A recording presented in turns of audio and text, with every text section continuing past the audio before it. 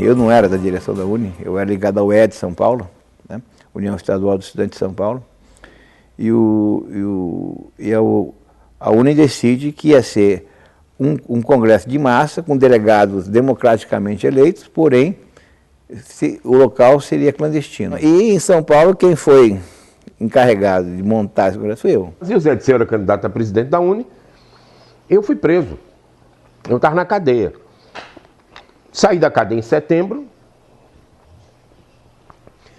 passei uma semana escondido aqui no Rio, passei depois mais 10 dias escondido em São Paulo e saí, dei umas entrevistas no Rio e em São Paulo e saí para Ibiúna. E a previsão do Congresso de Ibiúna era reunir cerca de 1.000 estudantes, 1.000 e poucos estudantes. Houve furos, né? Quer dizer, nem tudo saiu do jeito planejado. Nesse lugar, a gente fez num morro, a gente fez degraus no morro, para fazer como se fosse um anfiteatro. Os estudantes ficariam nesses degraus, né, que a gente cobriu tudo isso com lona no chão e lona por cima, porque chovia, né? E ali, no plenário, ali se dormia, ali se vivia. Me espantei muito porque no caminho vi gente armado com espingarda, rifle, não sei que negócio era aquele. Achei esquisito. Quando cheguei lá, o congresso era um horror. Eles fizeram uns degraus no barro, né? Umas tendas, né? Um negócio para poder fazer o plenário. E umas tendinhas para as pessoas dormir. E era um horror, chovia que só pega, chovia demais. Aquilo era um lamaçal. Nessa altura, um estudante, Sidney Basile, ele era jornalista, ele era estudante de Direito de São Francisco e era jornalista, ligou para a gente e falou assim, olha, eu estou aqui fazendo a cobertura do DOPS e eles já descobriram o local, que é Ibiúna.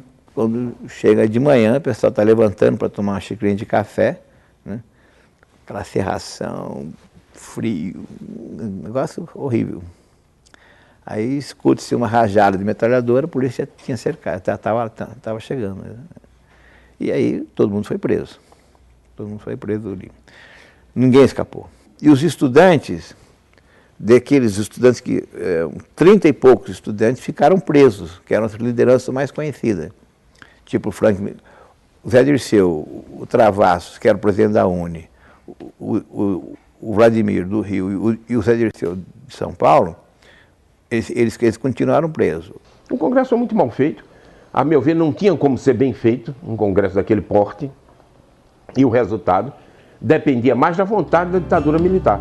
Em dezembro de 1968, o general Costa e Silva, então presidente do Brasil, decreta o Ato Institucional número 5, que cria a censura e quebra ao movimento estudantil. Começa a luta armada e depois de um ano de intensas manifestações, um grupo formado por militantes de esquerda sequestrava o embaixador norte-americano Charles Burke Elbrick, que seria oferecido como troca de 15 políticos presos. O sequestro do embaixador exatamente começa a ser pensado, sem colocar o embaixador no meio, começou a ser debatido entre nós uma maneira de libertar as 3 lideranças que estavam presas. Elegemos essa ação para ser feita, que foi realizada no dia 4 de setembro de 69, com sucesso, que libertamos 15 companheiros. O país viveu um momento de violência policial, repressões e torturas, deixando até hoje muitas mortes escondidas entre os muros da ditadura militar. Histórias como a morte do estudante Edson Luiz na Candelária e do jornalista Vladimir Herzog, que foi torturado até a morte, sempre são lembradas quando se fala em ditadura militar. O importante é que os jovens se lembram do caso. Eu acho que a experiência vai ficar. Eu acredito que foi um divisor de águas.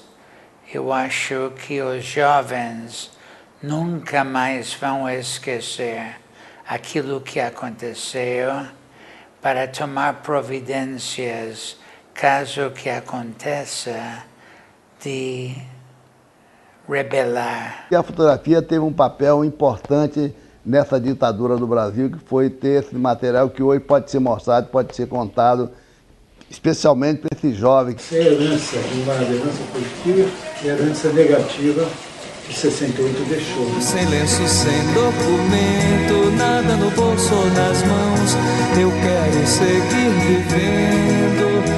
Amor, eu vou, por que não?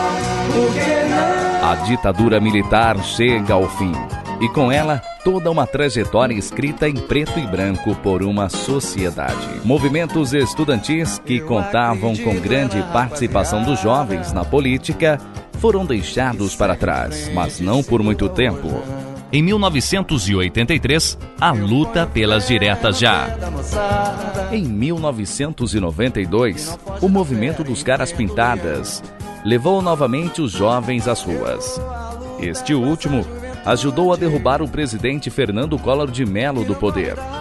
Ele renunciou em dezembro de 1992. Escrever no rosto é um pouco gritar mais alto, né? Eu quero berrar não só com a minha voz, né? Eu quero me expressar mais com isso também. Foi uma forma de manifestação, escrever no rosto fora Collor, né? Eu gosto de política, me envolvo com a política desde criança. Na época, acompanhei todo o processo de redemocratização do Brasil, então ainda sou menino da época lá do regime militar, né? E acompanhei todo esse processo, a luta pelas eleições diretas, as primeiras eleições diretas. Então é uma coisa que sempre me chamou a atenção, um assunto que eu sempre gostei. Hoje há uma ideia corrente de que a juventude seria menos politizada do que teria sido em outros tempos, né? Isso é muito relativo, porque quando se pensa num momento de muita mobilização da juventude, se remete aos anos 70. Naquela época tinha essa imagem assim, esses rebeldes, sabe, querem mudar o mundo. Bobagem, passa com o tempo. E eu lembro na época de eu falar, não vai passar. Eu tenho certeza do que eu penso agora, que as coisas têm que ser diferentes e podem ser diferentes. O Centro Acadêmico 11 de Agosto é o centro acadêmico mais tradicional, acho que no país. O movimento estudantil, ele na verdade é uma ponte que liga a sociedade ao poder público. Eu acho que o movimento estudantil, principalmente na década de 60, 70, foi uma referência para a juventude brasileira, né? Então, você via os jovens, a juventude se organizando em torno das pautas que tinham contra a ditadura, contra a repressão, por reforma universitária. Fazem o debate político, só que não mais em torno do movimento estudantil.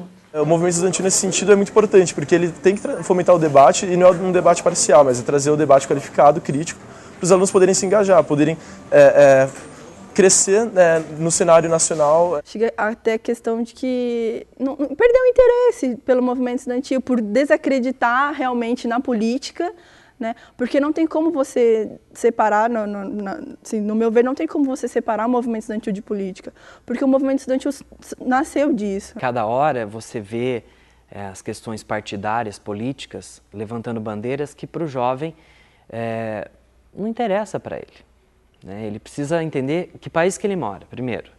Eu moro no Brasil, tem que amar minha pátria, resgatar isso no jovem, resgatar que ele tem chance nesse país. Então, o país precisa de jovens conscientes, mas jovens que têm esperança de crescimento. Não essa juventude que é amarrada.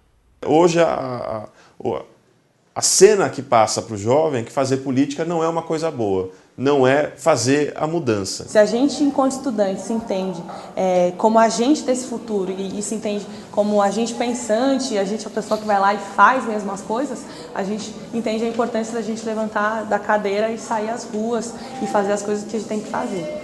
O distanciamento do jovem da política pode ter vários motivos. Quais seriam alguns desses motivos? E hoje, podemos dizer que existe direita ou esquerda na política? Que essas ideologias se mantêm vivas na sociedade? A pergunta que fica é: no que acredita o jovem de hoje? Ele não quer mais transformar a sociedade em que vive por meio da política?